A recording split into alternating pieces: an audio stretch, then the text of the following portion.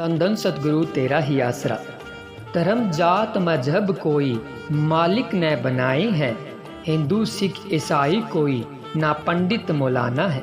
श्री गुरु गोबिंद सिंह जी महाराज भी यही फरमाते हैं, एक पिता एक कस के हम बारक, मानस की जात सबे एक के पहचान वो। नाम शब्द ही ईश्वर की भक्ति में प्राप्ति का असल मार्ग है। यह कोई मत नहीं है और न ही कोई विशेष धर्म या परंपरा है। मालिक यह तो एक विद्या है। इस पुरातन विद्या को गुरु दीक्षा के द्वारा ही पाया जा सकता है। यह परंपरा आज भी ज्यों की त्यों प्रचलित है। परमार्थ की शिक्षा में वक्त के सतगुरु का बड़ा महत्व है।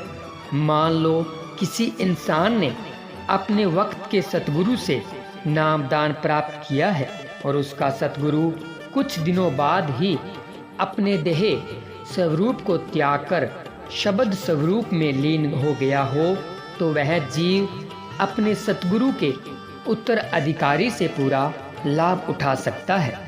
यदि कोई जीव यह सोचता है कि उसका सतगुरु तो अब रहा नहीं, उसके संभाल कौन करेगा, परमार्थ और स्वार्थ में उसकी कौन मदद करेगा और उसके अंतर में पैदा हुए भ्रमों को कौन दूर करेगा आदि, तो भाई ऐसे जीव को चाहिए कि वह अपने सतगुरु का दर न छोड़े तथा उनके उत्तराधिकारी को अपने सतगुरु के स्वरूप में देखे, तो उसे उनसे ही हर प्रकार की मदद मिल सकती है।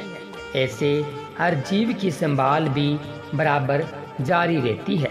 जो अपने सतगुरु के उत्तराधिकारी को अपना सतगुरु मान लेता है। सतगुरु समय अपने नूरी दर्शनों के द्वारा उस जीव की तसल्ली करवा देते हैं। यह सब कुछ तभी संभव हो सकता है यदि जीव का उन पर विश्वास पक्का है। वक्त का सतगुरु एक अच्छे हिदायतकार तथा एक अच्छे मलाह के समान है, जो अपने सेवक की जीवन रूपी नौका को संसार सागर में उठने वाले तूफानों से सुरक्षित रखता है। जैसे बीमार व्यक्ति को मौजूदा डॉक्टर, स्त्री को मौजूदा पति की तथा प्रजा को मौजूदा राजा की जरूरत होती है, इसी प्रकार सेवक को अपने वक्त के सतगुरु से ही पूरी मदद मिल सकती है। वक्त के सतगुरु के बिना जीव अधूरा है। जब जीव को पूर्ण सतगुरु का मिलाप हो जाए और वह उनसे दीक्षा रूप में नाम शब्द की दात प्राप्त करे, अर्थात प्रभु की भक्ति का ढंग सीख ले, तो समझ लो उसका उद्देश्य कुल मिलाकर पूरा हो गया। अपना तन मन आदि सब कुछ अपने सतगुरु जी के हवाले करके उनका हुक्म मानना, यह जीव रूपी वृक्ष के लिए पानी है, जिससे जीवन हरा भरा रहता है तथा अपने सतगुरु जी की हिदायत के अनुसार नाम का सिमरन करना, यह इसके जीवन के लिए फल है, जो पक कर समय ही जीव की झोली में आ पड़ता है। अर्थात ईश्वर के नाम के सुमिरन तथा सतगुरु के ध्यान के द्वारा अंतर्मुख में अखंड शब्द उठता है, जिसे पकड़कर जीव सतगुरु धाम निजगर में मालिक के अंदर समा जाता है। यही जीव का असल उद्देश्य है। जीव के लिए उसका सतगुरु ही सब कुछ है। पूरा गुरसिख अपने गुरु से गुरु को ही मांगता है, क्योंकि प्रेमी के लिए उसका सतगुरु ही उसका दीन ईमान, माँ बाप, भाई बहन, ईश्वर, अल्लाह, गॉड, राम रहीम आदि सब कुछ है। जैसा कि किसी प्रेमी सेवक ने कहा है, न मुझे भक्ति की जरूरत है और न ही मैं सचखंड की इच्छा रखता हूँ। मेरी तो यही प्रार्थना है कि मेरा प्रेम व भरोसा अपने सतगुरु जी के चरणों में बना रहे।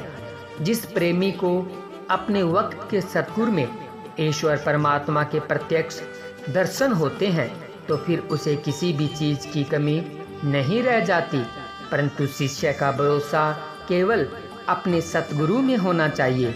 जैसा कि कोई गुरु का प्यारा जीव अपने सतगुरु जी के बारे में लिखता है, मेरे सतगुरु जैसा न कोई है, न कोई हुआ है और न ही कोई भविष्य में होगा। परम पूजनीय परम पिताजी इस संबंध में फरमाते हैं, भाई प्रेमी की बात तो ठीक है, ऐसा ही दृढ़ विश्वास हर प्रेमी का अपने सतगुरु पर होना चाहिए। उपरोक्त उक्ति को स्पष्ट करते हुए सच्चे पातशाह जी ने फरमाया, भाई देखो प्रेमी पिछले समय में वे संत महात्माओं को नहीं जानता, क्योंकि उसने उन्हें देखा ही नहीं, चाहे वे अपने समय में कितने महान हुए हैं। भविष्य में शायद वह समय किसी को न देख पाए, इसलिए मौजूदा स्वरूप में उसका सतगुरु ही उसके लिए सब कुछ और सतगुरु का वचन ही सब कुछ है। परम सत्कार योग्य बेपरवाह शाह मस्ताना जी महाराज भी अपने परम पूजनीय सतगुरु बाबा सावंत सिंह जी के सामने खड़े होकर इस प्रकार कहते हुए खूब मस्ती में नाचा करते थे, धन धन बाबा सावंत सिंह साई निरंकार, मैनू तू ही लंगाया पार। धन मेरा प्यारा सच्चा सतगुरु, तू ही मेरी माँ है, तू ही मेरा बाप, तू ही मेरा मित्र है, तू ही मेरा भाई है, तू ही मेरा रब है, तू ही मेरा मौला खुदा राम भगवान है तथा तू ही मेरा सब कुछ है। वास्तव में सतगुरु की हस्ती बहुत महान है। पूरा मुर्शिद ही खुदा का प्रगट स्वरूप होता है। जब कोई जीव यह बात अंतर्हृदय से मान लेता है तो उसका सतगुरु हमेशा हमेशा के लिए उसके अंग संग हो जाता है और उसके सारे काम प्रत्यक्ष व अप्रत्यक्ष रूप में सुम्य करता है। इस संबंध में गांव मसीता जिला सरसा के एक प्रेमी पंडित जगन्नाथ की उदाहरण प्रत्यक्ष है। प्रेमी जगन्नाथ को अपने प्यारे सतगुरु परम पिता शाह सतनाम सिंह जी महाराज पर पूर्ण भरोसा आ गया। मालिक के प्रति उसकी अथाह प्रेम के कारण स्वयं सतगुरु परम पिताजी को भी उसके सारे काम करने पड़ते। यदि जगन्नाथ फसल काटने लगता तो उसके बराबर में परम पिताजी स्वयं दांती चलाते। जब अनाज निकालने लगता तो शहनशाह जी ने पलों में ही अनाज को बोरियों में भरकर संभाल दिया। जब खेत में पानी लगाता तो परम पिताजी स्वयं कस्सी उठाकर उसके खेत में पानी लगाते। मालिक के वे अलौकिक दृश्य प्रेमी स्वयं अपनी आंखों से देखता। पूज्य पिताजी उसे धन्ना भगत के नाम से पुकारते। अब भी वह कुल मालिक की अपार रहमतों का खूब उसी तरह आनंद ले रहा है। पूज्य हजूर महाराज जी ने प्रेमी की उक्त उदाहरण को शाही कंटीन शाह मस्ताना धाम की एक दीवार पर प्रेमी जगन्नाथ बनाम धन्ना भगत के नाम से चित्रों सहित चित्र करवाया है, ताकि उसे पढ़ सुनकर प्रेमियों का विश्वास अपने सतगुरु के प्रति दृढ़ हो। कुल मालिक का नाम सतनाम है। सतनाम वह महान ताकत है जो खंडों ब्रह्मंडों की जान है। बेपरवाह मस्ताना जी ने परम पिता शाह सतनाम जी को वही सतनाम बनाकर दुनिया को प्रत्यक्ष दिखाया। बेपरवाह जी ने बिल्कुल स्पष्ट शब्दों में फरमाया, यह सतनाम वह ताकत है जो पृथ्वी, आकाश, पाताल, खंडों ब्रह्मंडों, सचखंड अनामी आदि उच्च मंडलों को अपने सहारे लिए हुए हैं। जो भी प्राणी इनके दर्शन कर लेगा अथवा इनका नाम लेकर इन्हें याद करेगा वह कभी नरकों में नहीं जाएगा। इसलिए तो पूज्य परम पिताजी के प्रगट स्वरूप में हजूर सच्चे पातशाह जी फरमाते हैं, कुल मालिक शाह सतनाम जी सदा अजर अमर ताकत है और वह हमेशा कायम है। यदि वह पल भर के लिए भी यहाँ न रहे तो संसार में महाप्रलय आ जाए।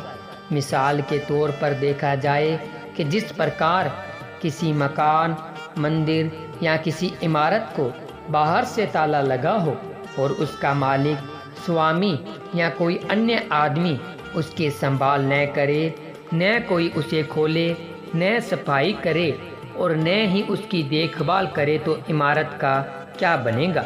उस समय पाकर वह इमारत ढेरी हो जाएगी, अर्थात खंडर बन जाएगी। इसी प्रकार खंडों ब्रह्मांडों का मालिक प्रभु परमेश्वर स्वामी शासतनाम दो जहानों का मालिक है। यदि वह इसकी एक पल के लिए भी संभाल न करे तो सारी त्रिलोकी उसी पल में ही तबाह हो जाए। इसलिए शासतनाम कि वह अनंत शक्ति कुल मालिक की अमर ज्योति सदा स्थिर है, वह खंडित नहीं होती। वह ज्योति अलग अलग रंग रूप आकार में अलग अलग नाम धराकर संसार के कण कण में प्रकट रहती है। जैसा कि परमपिता शाह सतनाम सिंह जी महाराज की वह ज्योति अब सतगुरु हजूर महाराज जी के प्रगट स्वरूप में विराजमान है, अर्थात बेपरवाह शाह मस्ताना जी महाराज तथा परमपिता शाह सतनाम सिंह जी महाराज की उसी अमर शक्ति अखंड ज्योति को परम पूजनीय सतगुरु हजूर महाराज जी के मौजूदा रूप में प्रत्यक्ष देख सकते हैं। धन धन सतगुरु तेरा ही आसरा, धन धन सतगुरु तेरा ही आसरा। प्यारे सतगुरु जी की प्यारी साध संगत जी, आप जी को ये रूहानी वीडियो कैसा लगा हमें कमेंट करके जरूर बताएं। वीडियो अच्छी लगी तो वीडियो को लाइक शेयर जरूर करें और चैनल को सब्सक्राइब जरूर करें। मिलते हैं एक और ऐसी ही रूहानी वीडियो के साथ, तब तक के लिए धन्यवाद। धन धन सतगुरु तेरा ही आसरा।